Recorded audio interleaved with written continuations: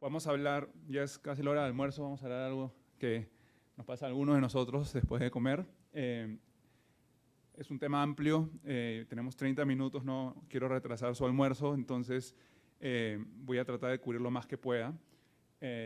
Los objetivos de la charla están descritos allá.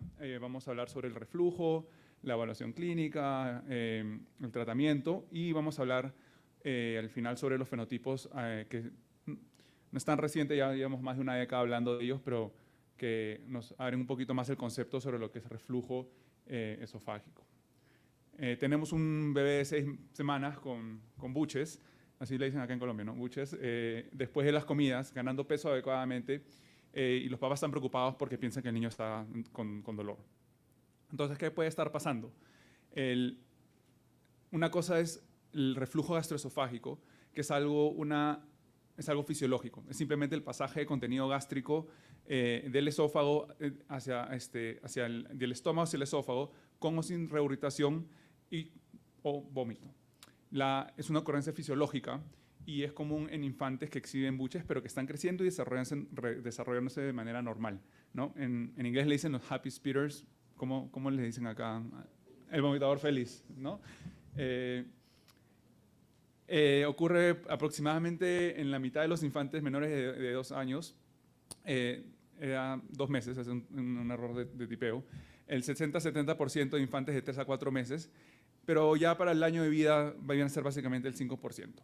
La proporción es más común en niños que en niñas, y obviamente sabemos que los bebés prematuros están a mayor riesgo por inmadurez fisiológica del esfínter esofágico inferior, la peristalsis afectada, ingesta abundante de leche, ¿no? Los bebés tienen bajo peso y tratamos de sobrealimentarlos para que recuperen ese peso, y también por un vaciamiento gástrico retardado. A diferencia del reflujo gastroesofágico, que viene a ser fisiológico, tenemos la enfermedad por reflujo gastroesofágico, y viene a ser el mismo concepto, pero en este caso sí deriva en síntomas y complicaciones. Puede tener irritabilidad, pobre alimentación, pérdida de peso, y en las imágenes vemos un poquito diferentes manifestaciones de lo que realmente puede hacer cuando hay erosión. Los síntomas de la enfermedad de reflujo gastroesofágico pueden ser varias y están descritas allá en el slide.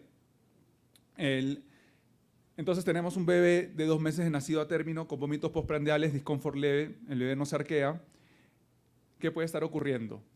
Tenemos esto un poquito es basado con las guías de la Sociedad Norteamericana de Gastroenterología sobre reflujo. Entonces tenemos el infante con sospecha de enfermedad de reflujo, hacemos una historia, un examen físico, y vemos por presencia de signos de alarma. Si es que hay signos de alarma, uno va a ajustar la evaluación con base a los signos y a referir adecuadamente. Estamos hablando de pérdida de peso, letargia, fiebre, disuria, síntomas neurológicos, en cambio en la fontanela, incremento en la circunferencia cefálica, si tienen macro o microcefalia, o síntomas gastrointestinales de alarma como vómito forzado persistente, vómito nocturno, vómito bilioso, hematémesis, diarrea crónica, sangrado rectal o distensión abdominal.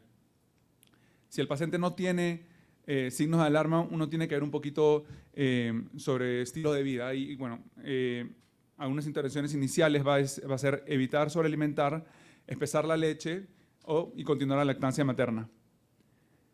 ¿Qué vamos a usar para espesar la leche? El doctor Vargas ya habló un poquito sobre medicinas que tenemos, diferentes opciones que tenemos para espesar la leche.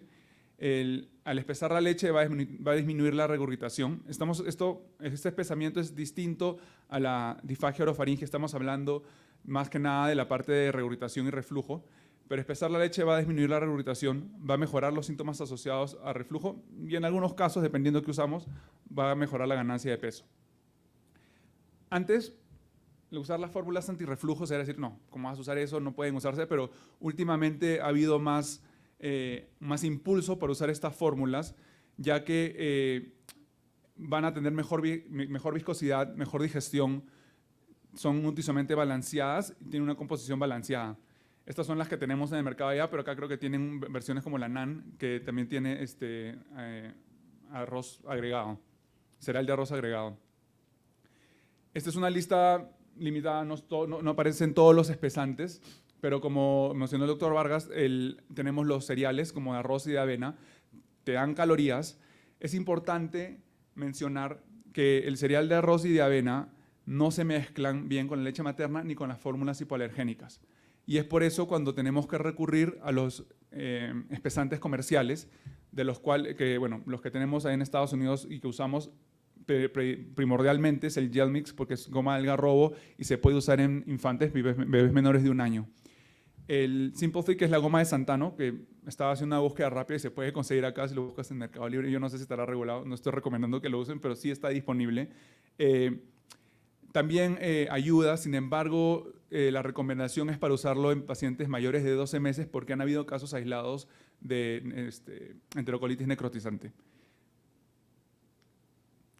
Este es el algoritmo que propone el grupo de Boston Children's respecto a cómo debemos enfocar la parte del espesamiento de las comidas en pacientes pediátricos. Este es para pacientes menores de 1 año, donde el gel mix se puede usar, eso no lo mencioné, pero estaba en el cuadro, se puede usar en bebés menores de 1 año, pero tienen que tener edad corregida mayor de 42 semanas.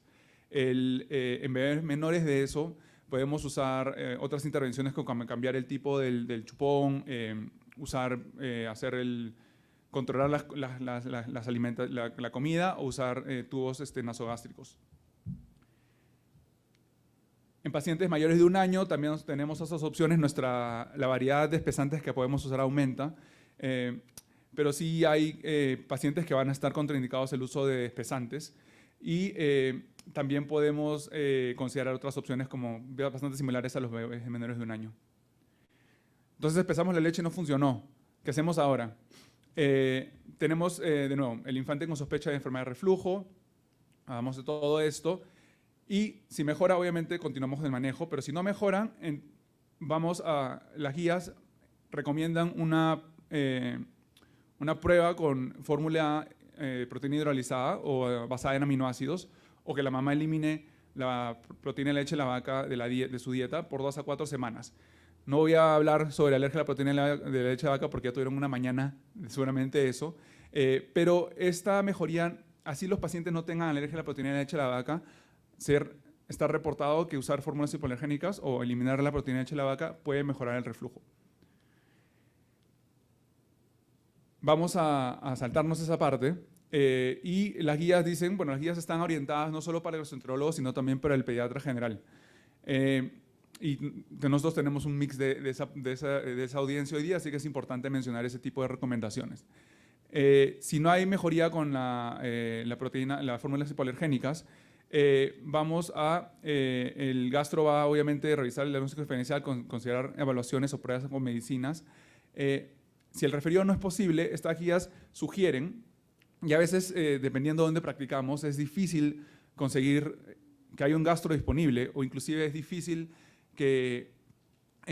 conseguir una cita pronto. Ellos recomiendan hacer una prueba empírica con supresión de ácido de 4 a 8 semanas y descontinuar progresivamente si los síntomas mejoran. Si es que pueden descalar el tratamiento, descontinuarlo de forma exitosa, nada más que hacer, pero sin embargo los síntomas recurren o no pueden parar las medicinas, ya vamos a discutir otras evaluaciones.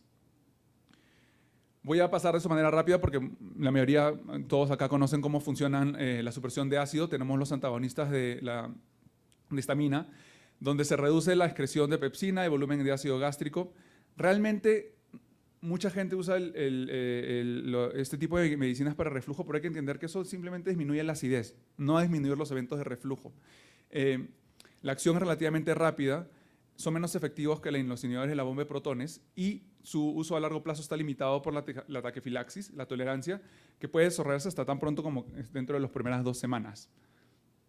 Los inhibidores de la bomba de protones inhiben la secreción de ácido al bloquear la bomba de hidrógeno potasio TPase en las células parietales gástricas. Se puede dar 1 vez al día, pero en algunos niños van a requerirlo 2 veces al día para lograr una supresión de ácido óptima, ya que en pacientes más pequeños hay actividad metabólica aumentada y van a metabolizar estas medicinas más rápido. Hay que tener en cuenta los riesgos al usar no solo inhibidores de la bomba de protones, sino también cualquier otro tipo de supresión de ácido. Y obviamente ya está descrito la parte de aumento de riesgo de enfermedades, infecciones entéricas, especialmente por Clostridium difficile, y el aumento de enfermedades respiratorias. Pero hay algunos estudios, básicamente estos son estudios, son cohortes poblacionales, entonces uno tiene que tomar estos data con un poquito de cuidado, donde este es un estudio de una cohorte en Suecia, donde realmente ellos describen un incremento en la incidencia de la prevalencia de asma en pacientes que tienen uso crónico de inhibidores de bomba de protones. Y este es un estudio en Taiwán donde inclusive describen un aumento aumenta el riesgo de enfermedades autoinmunes. De nuevo, no estoy diciendo que necesariamente hay una relación directa, son factores asociados y eso hay que tomar con cuidado esa información y el grado de evidencia. Las guías de NASPGHAN y ESPGHAN de 2018 es básicamente el resumen de lo que les acabo de presentar. Es importante mencionar no usar supresión de ácidos para síntomas gastroesofágicos a menos que los pacientes tengan síntomas también típicos de enfermedad de reflujo gastroesofágico o si tienen una evaluación positiva para enfermedad de reflujo gastroesofágico. Otras medicinas que usamos son alginatos, antiácidos, prokinéticos como la eritromicina, la metoclopramida, la domperidona. La metoclopramida y la domperidona, que el doctor Rodríguez mencionó que no los usábamos, no están disponibles. En ciertos casos, yo soy peruano, lo usamos como si fuera caramelo, probablemente en Colombia también, pero siempre está el riesgo de los efectos adversos. La prucaloprida es algo que sí estamos usando más en Estados Unidos, sigue siendo limitado por el costo. En Latinoamérica está disponible, pero también es el uso más limitado y uno tiene que pagarlo directamente, ¿no?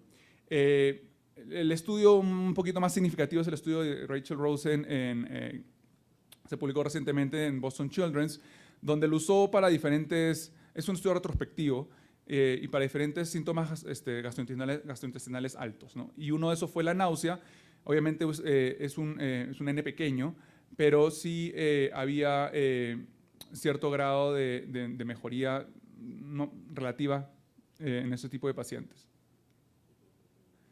La cirugía antirreflujo, y ese es un tema muy importante, tabú, hay centros, probablemente acá en Colombia también, pero en Estados Unidos, que van a favorecer más ese tipo de intervención. La verdad, nosotros no lo usamos a menos que sea estrictamente necesario.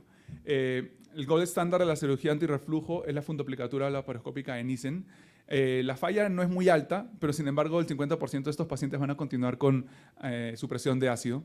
En pediatría la eficacia, la mediana viene a ser el 86%. Hay disfagia después de la cirugía, pero también hay otros efectos adversos que hay que tener en cuenta. Y especialmente es importante saber y recalcar que la eficacia en control de síntomas extraesofágicos va a ser muy, muy baja, incluyendo la neumonía aspirativa, que muchas veces en la unidad de cuidados intensivos neonatales o el cirujano pediatra va a justificar la necesidad de este tipo de operación, donde al final no es un problema de reflujo, puede que sea un problema de difusión faríngea y están queriendo hacer este tipo de cirugía en nuestros pacientes.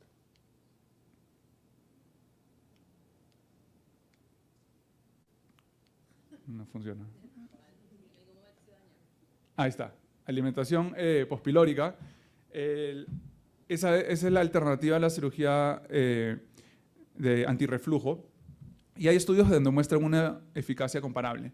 Inclusive hay que considerar que los estudios de alimentación pospilórica son en pacientes donde tenían más comorbilidades. Entonces, realmente no se han comparado en el mismo setting, en el mismo ambiente, pero estos tipos de pacientes responden bien. Simplemente son las complicaciones de tener un tubo pospilórico, especialmente si es nasoyeyunal, porque se puede salir y reemplazar, o sea, estar poniéndolo una y otra vez puede ser complicado.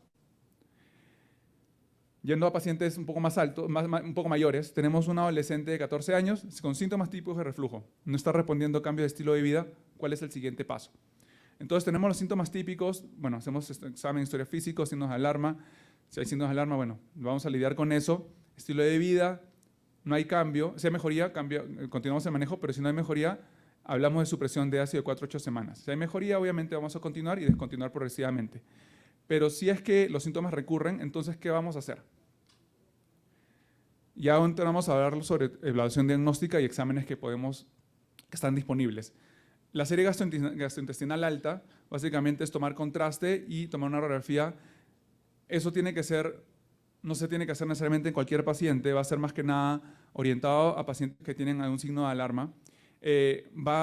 La ventaja que es útil para detectar justamente las anormalidades anatómicas, si es que hay un estrechamiento, acalasia, si bien no es el diagnóstico, no es el examen de diagnóstico para acalasia. Desventajas, no puede diferenciar entre reflujo fisiológico y patológico. Y no sé cómo presentan los reportes acá, pero muchas veces yo veo reportes donde el radiólogo menciona que hay eventos de reflujo durante este tipo de exámenes. Todos tenemos reflujo. No te está diciendo si es un reflujo patológico, si es un reflujo ácido o no. Entonces, adicionalmente, estas guías recomiendan el uso de la endoscopía. Obviamente, si uno va a tener erosiones o hallazgos de esofagitis eosinofílica, lo va a tratar adecuadamente. Si no hay erosiones, pero los pacientes siguen respondiendo a los inhibidores de la bomba de protones, uno puede continuar los inhibidores de la bomba de protones y tratar de descontinuar periódicamente. La endoscopía alta, las ventajas es que permite la visualización y permite conseguir biopsias. Va a determinar la presencia de esofagitis, es capaz de diferenciar los tipos de esofagitis que están presentes. Las desventajas es que van a necesitar anestesia general. Nosotros lo hacemos siempre con anestesia general, si bien es un procedimiento seguro. A mí no me gustaría poner a mi hijo bajo anestesia general, a menos que sea estrictamente necesario. Existe una pobre correlación entre apariencia endoscópica y patológica y el costo que está asociado. En Estados Unidos tenemos justamente lo que mencionó el doctor Rodríguez, la presión de la parte legal, y muchos pacientes yo creo que están más orientados hacia eso. En Perú, por lo menos, y no sé si acá en Colombia, yo creo que el paciente latino tiene un poquito más de rechazo y tratan de dilatarlo lo más posible, que a mí me parece que es algo adecuado, a menos que realmente esté indicada. Entonces, tenemos una endoscopía donde es normal, no hay erosiones, tienen síntomas persistentes, hablamos sobre la evaluación de reflujo. Y esto venía a ser un poquito más al final, pero realmente últimamente estamos abogando mucho más a hacer este tipo de exámenes al comienzo de la evaluación porque nos ayuda justamente a identificar mejor el fenotipo y los tipos de reflujo, ya que el tratamiento va a ser distinto. El monitoreo ambulatorio del pH se logra a través de un catéter que se introduce por medio de la nariz hacia el esófago o hacia el estómago. Y pueden ser de un canal, que es un sensor único en el esófago distal, o puede ser de dos canales, donde puede ser pulmonar, uno proximal, uno distal, o gástrico, uno en el esófago y uno en el estómago, dependiendo qué es lo que estamos evaluando. Definitivamente el más común es el de un canal. El monitoreo de pH esofágico es lo que inicialmente salió al mercado. Los adultos lo usan muchísimo porque es mucho más fácil evaluar y no tiene que tener a una persona que tenga el entrenamiento para leer el pH impedancia que voy a mencionar en unos minutos. Y tiene unas ventajas. Detecta episodios de reflujo, identifica la relación temporal entre reflujo, ácido y síntomas, evalúa la respuesta al tratamiento, especialmente desde el punto de vista de ácido, y existen valores normales para pacientes. No detecta, sin embargo, reflujo no ácido y es poco sensible para el ácido débil o los eventos no ácidos. Tenemos el monitoreo inalámbrico de 24 horas o prolongado, que es la cápsula el Bravo, y eso se tiene que insertar endoscópicamente por medio de succión, se pega en la parte del esófago distal, pero de nuevo, solo va a monitorizar pH.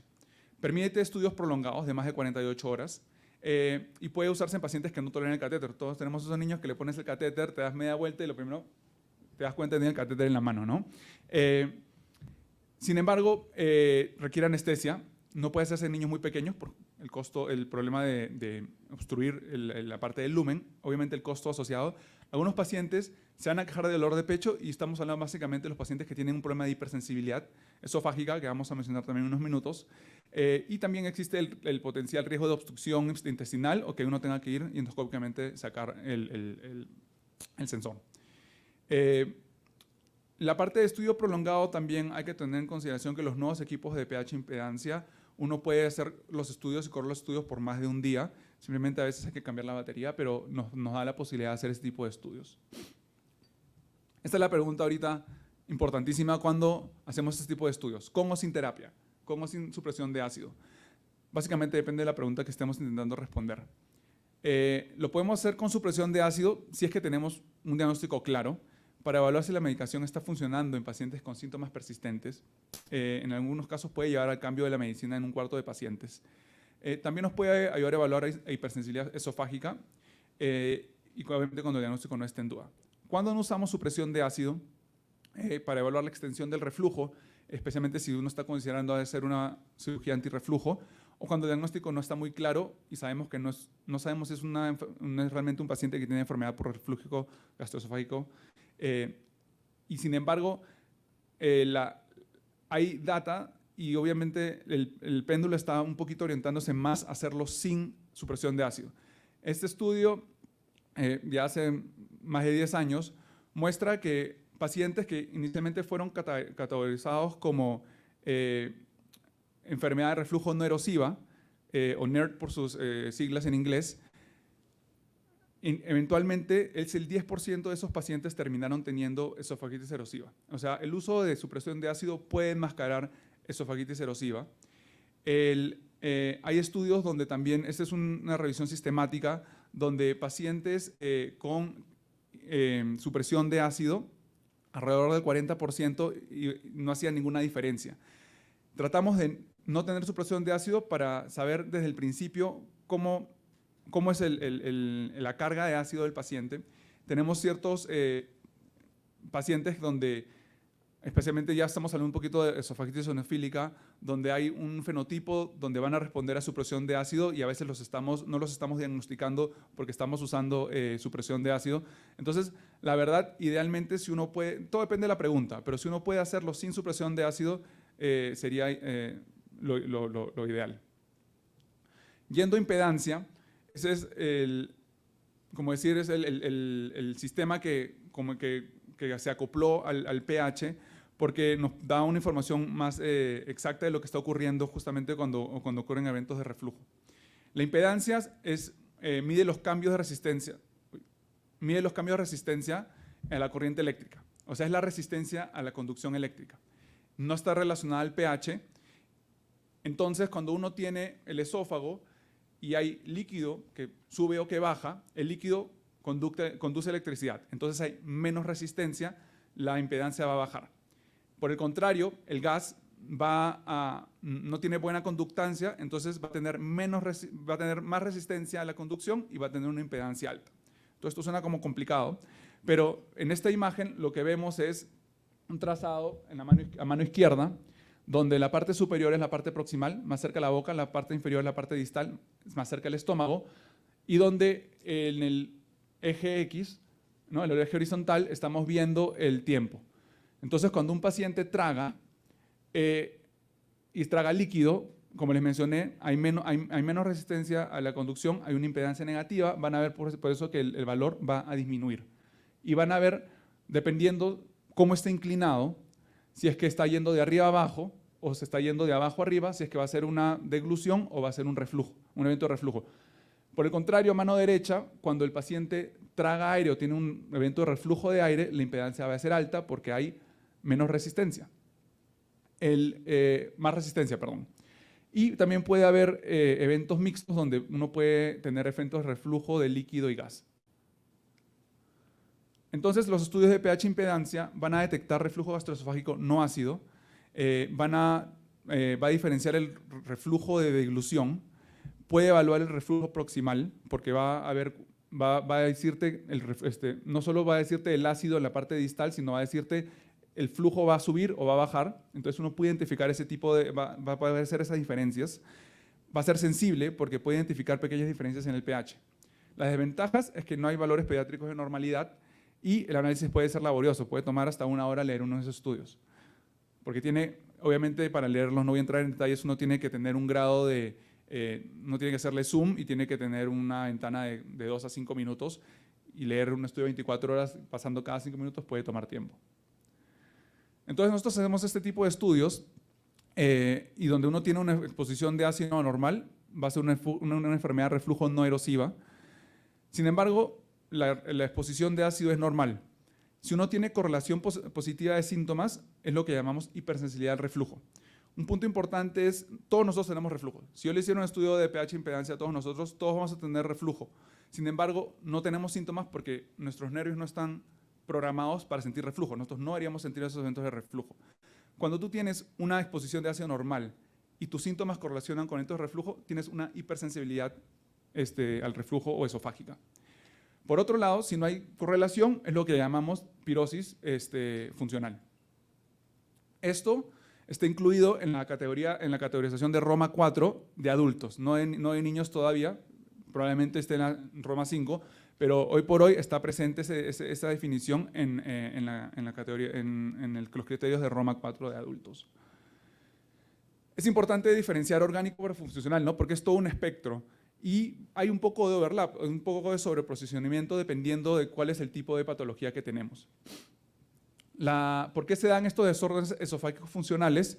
Es una combinación de hipersensibilidad esofágica con hipervigilancia esofágica. El tratamiento hay diferentes, como decir, ¿no? Uno va de menos a más o dependiendo de la severidad de síntomas.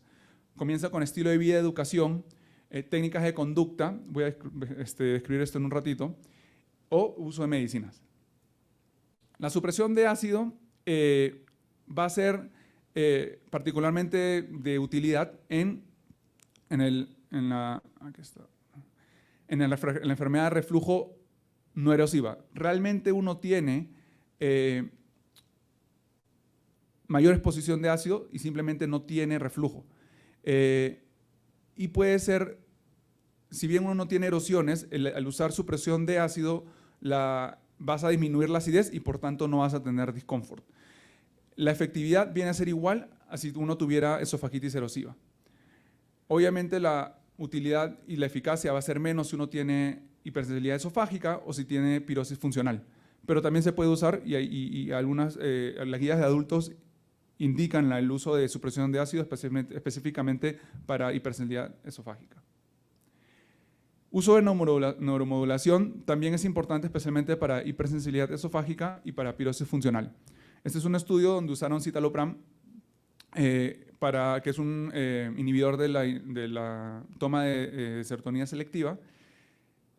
Y cuando usaron citalopram, es un N pequeño, de 15 pacientes, mostraron que los pacientes que tomaban citalopram necesitaban, lo que hicieron fue medir la distensibilidad del esófago, entonces podían tolerar más distensibilidad, inyectaron ácido en el esófago, podían tolerar más ácido comparado a los pacientes que recibieron placebo, comparado básicamente el 60% con citalopram, 30% el placebo. La terapia cognitiva conductual es algo muy importante. El problema es que no está disponible, pues en Estados Unidos la disponibilidad es muy baja, en Latinoamérica debo suponer que incluso es más difícil poder acceder a este tipo de servicios. En la terapia cognitiva conductual es una técnica de psicoterapia donde básicamente uno tiene el problema y lidia con el problema, no es como de manera general como el psicoanálisis. Los pacientes construyen una percepción entre situaciones, pensamientos, conductas, emociones y síntomas. Van a aprender a atrapar y cambiar pensamientos que no ayudan y van a comenzar ejercicios de relajación y cambiar las conductas. Hay estudios específicamente orientados de terapia conductiva conductual a desórdenes esofágicos funcionales, donde han comparado medicina con o sin terapia conductiva conductual y han habido una mejoría de síntomas en estos pacientes que reciben psicoterapia. También inclusive este estudio del 2018 muestra que a través de terapia conductiva conductual, técnicas de relajación, disminuyen el belching supragástrico, entonces disminuye cuánto reflujo hacen los pacientes de manera voluntaria. La hipnosis dirigida al intestino es algo que es un hot topic, allá está de moda, porque es específicamente para desórdenes esofágicos funcionales es donde hay mayor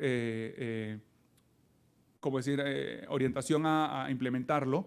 Y a través de hipnosis, que básicamente es técnicas de relajación, uno escucha hipnosis y yo le digo a los pacientes, no es como el péndulo y tratar de ver si de que hagas como una gallina o saltes de un pie, no es eso, pero básicamente es una forma de llegas a un estado de relajación donde vas a ser más consciente de tu sensación y tratar justamente de lidiar con esa hipersensibilidad para subir tu límite. Y hay estudios en dolor de pecho no cardíaco, y este es el estudio del grupo de Pandolfino en Northwestern en Chicago, con Laurie Kiefer, que es muy conocida en psicoterapia, justamente usando inmunoterapia en este tipo de pacientes con buenos resultados. Una cosa muy importante, como el acceso es muy restringido, últimamente han salido apps, ¿no? Ahorita todos estamos conectados a nuestros teléfonos y hay apps aprobadas por la FDA, inclusive usando terapia cognitiva conductual. Están aprobadas para colon irritable, pero también se puede usar para dispepsia funcional, que algunos pacientes míos que no pueden acceder a psicoterapia lo están usando y con buenos resultados. En español no hay. A ver si a alguien se le ocurre hacer una app de terapia cognitiva conductual para pacientes con síndromes, con trastornos funcionales.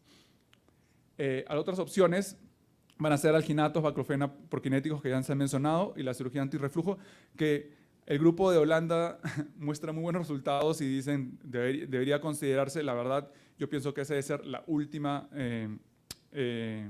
opción. Ya para terminar, básicamente este es un paper de justamente Rachel Rosen mostrando los tipos de fenotipo, donde ellos básicamente mencionan hacer exámenes sin supresión de ácido y dependiendo del tipo de fenotipo que uno tenga, orientar y hacer un tratamiento personalizado para el fenotipo de reflujo. Entonces, en resumen, es importante diferenciar reflujo fisiológico de patológico. Elegir el agente espesante apropiado es importante y uno tiene que usar las evaluaciones diagnósticas con base a los signos de alarma y un enfoque progresivo. Muy importante el uso temprano de la pH impedancia si está disponible en sus centros. La definición de enfermedad de reflujo está cambiando, especialmente por los fenotipos y cada uno con su propio mecanismo patofisiológico, y la terapia debe ser personalizada e individualizada. Listo. Ese es mi email. Si tienen alguna pregunta, pueden, muy felices para ayudar.